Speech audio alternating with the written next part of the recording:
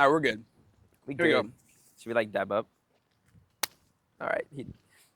Welcome to the and rolling. Welcome to the Open Play Podcast, where we talk about open play and, more importantly, how to go from just being a regular pickleball player at Open Play to having a real community and genuine relationships. My name is Silas. You might recognize me from Pickle with Silas, which is a stupid thing to say because this is going on Pickle with Silas. That's kind of. And then this is Clay Gibson, who's kind of still like dabbling on the fence of whether even he wants to be a pickleballer or not. This is true. I'd normally play tennis. I do enjoy tennis. I've been dabbling in pickleball a little bit. It's hit or miss for me right now. What's the problem? What's wrong with you? That hurts. That's actually not how you build a good pickleball community. That's step number one of not what to do. That's not true.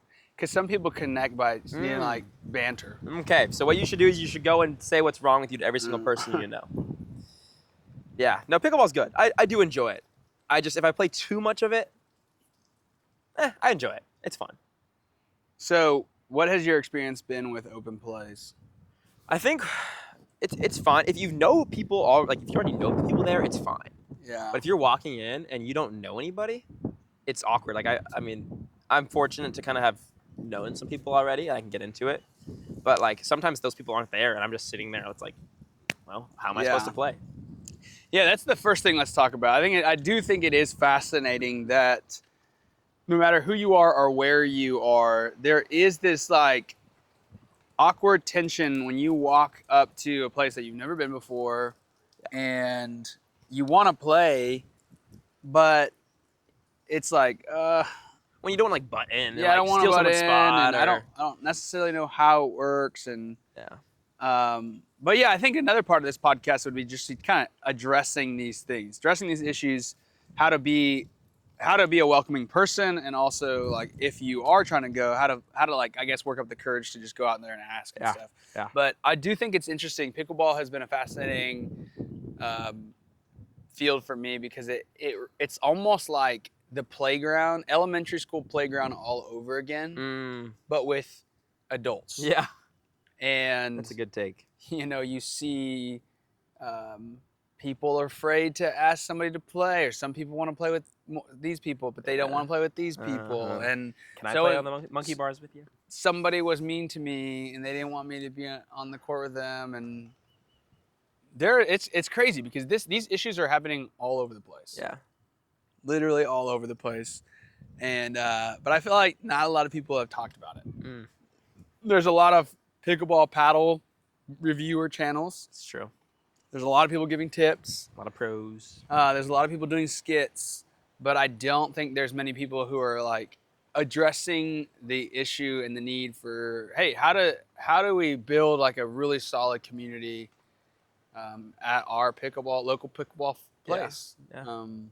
And so that's what I want to talk about. So I mean, I kind of feel like because you're not all the way in. I'm like, what do you have to say about this? Yeah. So what is your why are you here?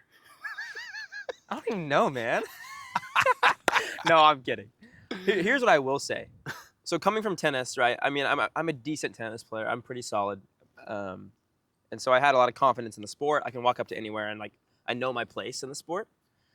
When I first came to pickleball, I was like, I mean, yes, I was okay at it because I'm decent at tennis, but just walking in, like, and you don't even like, you don't know the customs, you don't know how to keep score, you don't know, like maybe you do, but there's a lot you don't know, all the nuances when you're starting something new. And so I'm a fairly confident person, and I felt pretty insecure the first time I actually walked up to play pickleball. In an open play like setting, not just like with your friends. Like I remember thinking like every dink was like, oh my gosh, if I miss this is so embarrassing. Or if I miss this serve, like, wow, you can't even get the point started, you suck, you know. There was so much insecurity that I felt walking up to play pickleball, which is so funny. Because like, I mean, the reality of pickleball is it's a fun sport that gets people moving, and the goal is to create community for connections. That's what humans need. Yeah. And like initially, like there was this crazy resistance to actually being able to reach that objective. Yeah. Yeah, it is fascinating because Did you experience the same thing? I would say I felt the same thing when I first came to an open play. Like I was just like, you kind of walk up and you just don't know anybody. Yeah. And there's always that initial like hesitation of, what do you even say? Yeah. I think that is something that everybody struggles with. Is you walk out, and the irony of it is we knew what to say when we were 5. Yeah. Can I play with you? Yeah. Can I play? You know? Can We just need to say that. Can I play?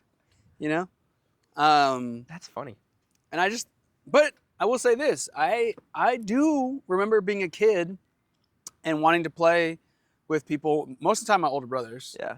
And them being like, no, we don't want to play with you. Yeah. And that hurt. Uh-huh. And it's interesting because that never goes away. I don't think that we were designed as human beings for it to go away. That fear of... No. The feeling of, like, the bad feeling when somebody doesn't want us. Yeah, I agree. Around. Someone doesn't want to play with us, someone whatever. That feeling of rejection, I think, is a normal human emotion that we are supposed to feel. But I think in time you kind of begin to realize that like you as a human being deep down are not being rejected. Like your identity is not rejected. It's just the opportunity to play is not there. Yeah. Or the opportunity to be with this thing right now, right? Yeah. But I think that's probably one of the reasons why any level of putting yourself out there to be rejected is difficult. And so I think that's oftentimes why people don't just go out and play. Yeah. My story specifically, I think I was always wanting to play with my older brothers and do what they were doing. And so I think I almost built up a tolerance early on to be rejected for things because my brothers always rejected me. Like 99% of the time, if they were doing something, I wanted to do it. Nah. Little brother is like, yeah, you're too small, too young, too whatever.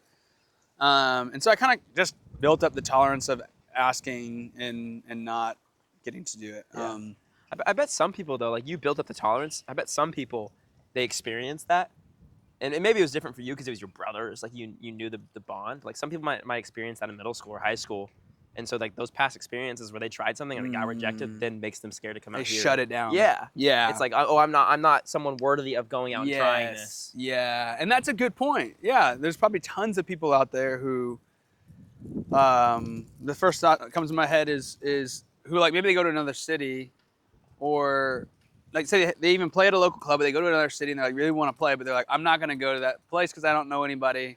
And that scares me. And I don't want to face rejection. And so, like, so it doesn't just happen. I mean, however many people are here in the city who would love to come play, but they don't play because they don't know anybody. Yeah. But that even happens to people who play all the time but go to a different place and still do that. So, because that's how I felt. I've gone to different places around the country and, like, just try to drop in on an open play. Yeah.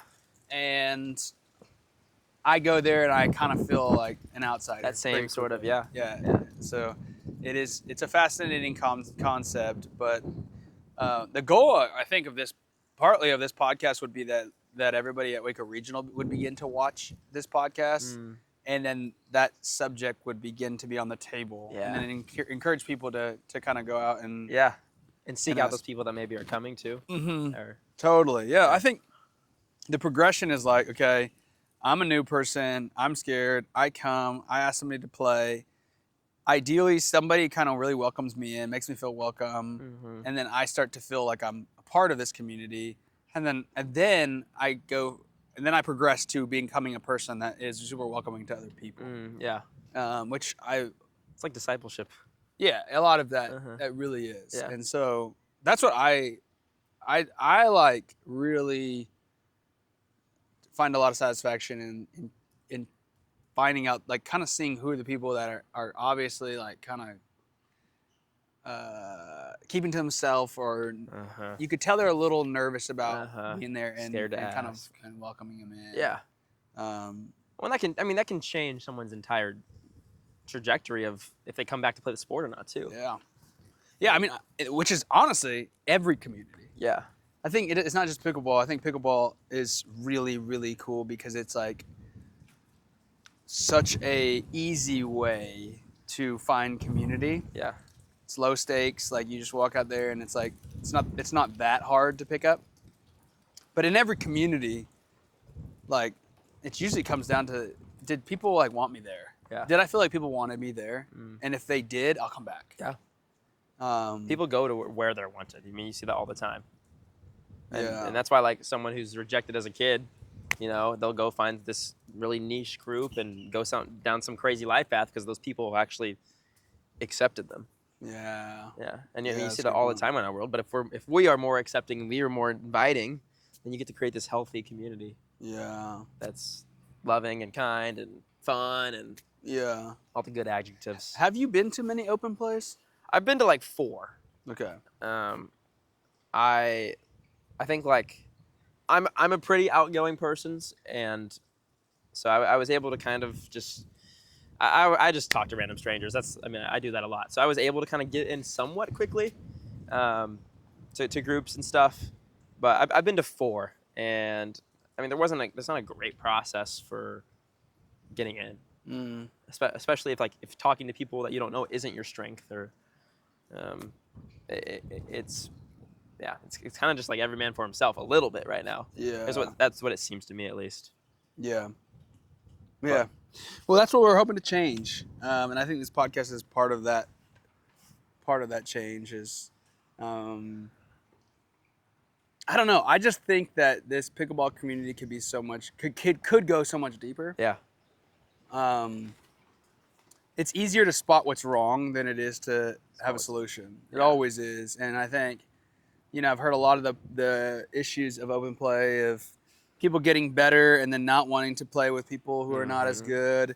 People who are really they're not as good as they think, and then they don't want to play with these people because they think they're better, and it's just this constant like, oh, this person doesn't want to play with me. They want to play with themselves, but then there's a level of like there's these groups that I think it's good to have groups of skill level so that everybody can be competitive. But how do you bring everybody together at the same time? How do you facilitate for everybody? All of those questions are what we want to like kind of jump into and talk about on the Open Play podcast. Yeah. And hear y'all's advice. Y'all know all the problems and might have solutions or ideas, and I mean that's what community is. Yeah, totally. So people can kind of to the Waco regional members that watch this, open invite to shout out to kind of engage and be a part of this. I think it made me think. I also want to interview a bunch of the local. That'd be so cool. Just like, yeah. Hey, you right? Do you want to come talk? That would be so fun. That is what we should do. Yeah. That is what we should do. Like have an empty chair. Yes. And like coming off the game real quick. Literally, just, hey, come off the game real quick. Let's talk. Yeah. Have some almost questions. like making, like like pro players will go play and then they'll come off. And then having them come off, but actually talking about things that matter rather than just and not that like game politics or that game. Oh yeah. I don't think that's what happens. Yeah. In pro, you think is that what they do with Ben Johns? They made him talk about politics. Oh well, like tennis players, like they pull them off. Oh, you're talking about like post-game interviews? Yeah. Oh, I heard talking about press conferences. It's like, No, just off the court. Like all right, what do you think about us attacking Iran? Dude, I've seen post-match interviews do that though. Dang, yeah, we're not. Well, maybe not like attacking Iran, but similar ideas, or like bringing up like, Russia and America and all that stuff. I'm like, what are we doing? Not that. That's not our goal. Open Play podcast. Yeah. That was a good first one. I want to kind of keep them short. I think. Yeah. Shorter. I think it's like 30 minutes. Yeah. Keep their attention. But maybe not. It depends. Dude, let's wait till 6 though. See if people start pulling. It would be cool to see. The only problem is I told Taylor I would come home, so okay. We might not be able to do that. Okay. We might just say let's do it at 6. Yeah. And then that way. Do you have 3 mics? How are we gonna? Will they be able to hear from here? Yeah. Okay. Yeah. Or I'll voice memo and just do this and then sync it later. That's so cool. Yeah. You need to teach me how to do that. Actually, you probably just download the file and then. You just send it to your computer. Yeah. And then you throw it in. You use Adobe Premiere? What do No. you use? DaVinci. Well, that's what I use on my computer, but I don't do it anymore. I just do CapCut on my phone. You would have to do it. Yeah. Unless you can add another audio from your phone. I don't know. Yeah. I don't have a lot of experience editing my phone. Yeah. It's kind of like a makeshift until down the road. But you just got to start, man. That's what it's all about. Let's hit a little bit. All right. Even though it's windy AF. Yeah. I don't have a paddle. I also don't have a ball. Let me go get my shoes.